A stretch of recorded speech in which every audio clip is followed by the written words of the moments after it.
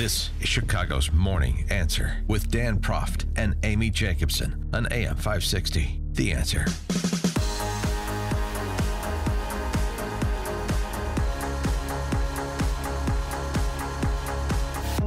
Top of the morning, Dan and Amy. President Trump last night in his national address calling the humanitarian crisis at the border a crisis of the nation's heart and soul, and putting this question to opponents of what he's proposing, namely the border barrier. How much more American blood must we shed before Congress does its job? To those who refuse to compromise in the name of border security, I would ask, imagine if it was your child, your husband, or your wife whose life was so cruelly shattered and totally broken. It was almost like the Kitty Dukakis question to Michael Dukakis from Bertie Shaw, remember? What if your wife was raped and murdered? It was almost there, and that's sort of been an underreported part of his close. That was a pretty pointed hypothetical that the president offered, and it drew this pointed response from Ocasio-Cortez, AOC. You know me. On with Maddow last night. We can't get mortgage we cannot get their casework started because we can't even get laptops in the hands of our district offices because the president has decided to hold the paychecks of everyday Americans hostage so that he can fulfill a campaign. I don't even want to call it a promise, a campaign fantasy that the vast majority of Americans disapprove of. And not only that, but in the actual address, there was falsehood after falsehood. And we have to make sure that we get our facts straight. Everyday immigrants commit crimes at a far lower rate than native-born Americans. And not only that, but the women and children on that border that are trying to seek refuge and seek opportunity in the United States of America with nothing but the shirt on their backs are acting more American than any person who seeks to keep them out ever will be. Well, they commit a crime by coming into the country illegally. First off, AOC. More American than Americans who want border security. Pro-immigration, pro-legal immigration Americans, but who want border security. It's an amazing statement. Fascinating. Also, it was weird. She talked about she can fund her caseworkers in her office to go out and do casework for her constituents. She started to say mortgage applications, and then she caught herself. Yeah, Why would a congressional office be engaged in helping people fill out mortgage applications? Mm-hmm. Interesting. Sort of an aside, but I just thought that was odd. The one thing she said I want to address is the issue of illegal immigrants committing less crime than do Americans per capita. There's data on this from the Cato Institute. One comparison, they looked at crime rates by counties in 2017, and border counties had a lower homicide rate and a lower property crime rate than non-border counties. Okay, fine. I'll go wherever the data leaves, but there's a couple things. One, a lot of border counties are rural counties. Yeah. A lot of, non-border counties. But a lot of border counties are rural counties, lower crime rate.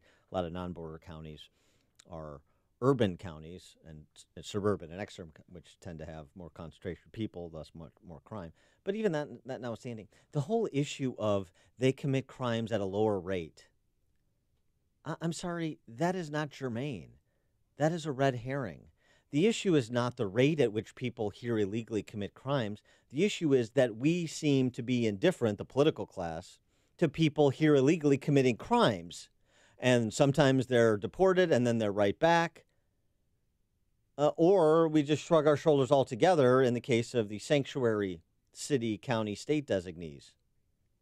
So I don't care if the frequency was 1 in 100,000, 1 in a million.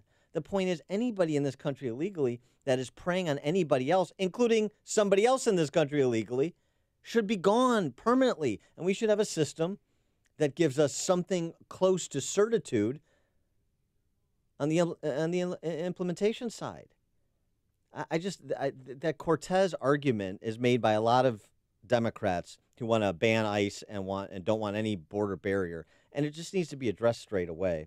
For more on this topic and the politics of the immigration and impasse and partial government shutdown. We're pleased to be joined again by our friend Salena Zito. She is Washington Examiner reporter, WashingtonExaminer.com, New York Post columnist, CNN contributor, and the book, The Great Revolt Inside the Populist Coalition, Reshaping American Politics. Salena, thanks for joining us again. Appreciate it. Good morning. Thanks for having me. So do you think that Trump advanced his flag at all with the speech last night leading into the meeting today? Well, I think the president did a couple of things. First of all, he calmed down the hysteria promoted by my profession, that, he was wild with misstatements and was going to declare a national emergency and things of that nature. And he calmed down the hysteria that he was going to be out of control when he gave the presidential speech. He went before the camera, spoke right into the camera, meaning he spoke right to us, the American people, in a very calm and deliberate way. He made 2 points there that I thought were reaching out beyond his base, and you pointed to one of them, which was, the question about what if this was your family? What if this was your family member? But also I thought a very important point that he made that I think's been overlooked when he made the statement that when people put walls up anytime, and he in particular singled out political or wealthy people when they put walls up, they don't put them up to keep people out as much as to protect the people that they love. Yeah. And I thought that was an important point that he made. And what about him not declaring, a national emergency? I think that that's something that he is considering, but I don't think he is there yet. So I think it's important that he didn't talk about it because it's not something that he has fleshed out or the White House counsel has fleshed out at this moment. Chris Murphy said yesterday that Representative Chris Murphy said, Democrat, saying, we're willing to negotiate on border security and border security funding, but not while the government is shut down. It's the same thing that Schumer presented at the end, and the partial shutdown. Then we continue our conversation, which, of course, is just a way to maintain the status quo. But Democrats, it seems to me, clearly think that they can go into a four-corner stall to their political benefit. Is that your assessment? Well, that's what they think. Look, I think this is where we are right now, that if you support the president or you support border security, you believe that this is a Schumer shutdown. If you do not support the president or you do not support border security, then you think that this is a Trump shutdown. And, there's very little space in the middle to, sort of be agnostic about it. And so that's, I think, where we are right now. The dramatics about people being impacted by this shutdown, yes, people are going to be impacted by the shutdown. Yes, people will not be paid. But that hasn't happened yet. People, they won't be, paychecks will not be, what's the best way to put it? They're not going to get their paychecks on Friday because the chance to print them was last night, and that is come and gone. Right. So do you see that? I mean... Yeah, but I guess the question is, is there any give in the Republican caucuses right now? Lindsey Graham obviously made some strident comments over the weekend, having Trump's flank on this issue and suggesting he's not going to go negotiate with people who have nothing to say other than you're a racist if you disagree with me. But where's the caucus? Because obviously, if you can peel off a few Republican senators, then the president starts to have more political trouble ahead if he wants to maintain this posture.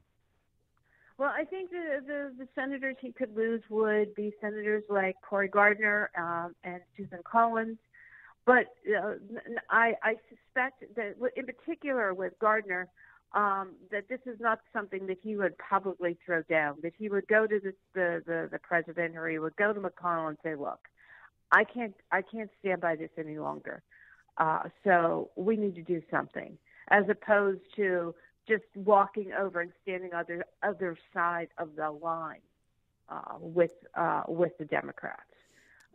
If it were, Jeff Flake, that would be a different story. Yeah. But he's gone, or Corker, but they're both gone. They had no problem, sticking it to the president.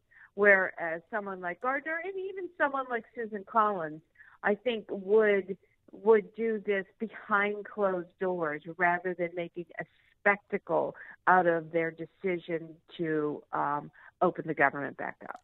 As the Trump Midwestern voter whisperer that you are, what is your assessment of how important it is that Trump have a tangible wall, border barrier built by the time he stands for re-election in 20? Well, I think that it's important that he has funding for border security. It didn't need to be a concrete wall for most of his Midwest voters, but the border security, they believed, was never really fundamentally addressed properly. And they believe that is what the president should be doing. A wall from end to end on the border, no, that's not as important as funding for border security, comprehensive funding for border security on the wall. People understand that you can't have a concrete wall along mountain ranges, right, or around geographical areas where it's impossible. But there are all kinds of ways to secure that border in a meaningful way that shows that this administration takes border security seriously. She is Salena Zito, Washington Examiner reporter, New York Post columnist, CNN contributor. The book, The Great Revolt, Inside the Populist Coalition, Reshaping American Politics. Salena, thanks as always for joining us. Appreciate it. Thank you. And she joined us on our turnkey.pro answer line. This is the morning show more Chicago radio listeners are choosing. This is Chicago's Morning Answer on AM 560. The Answer.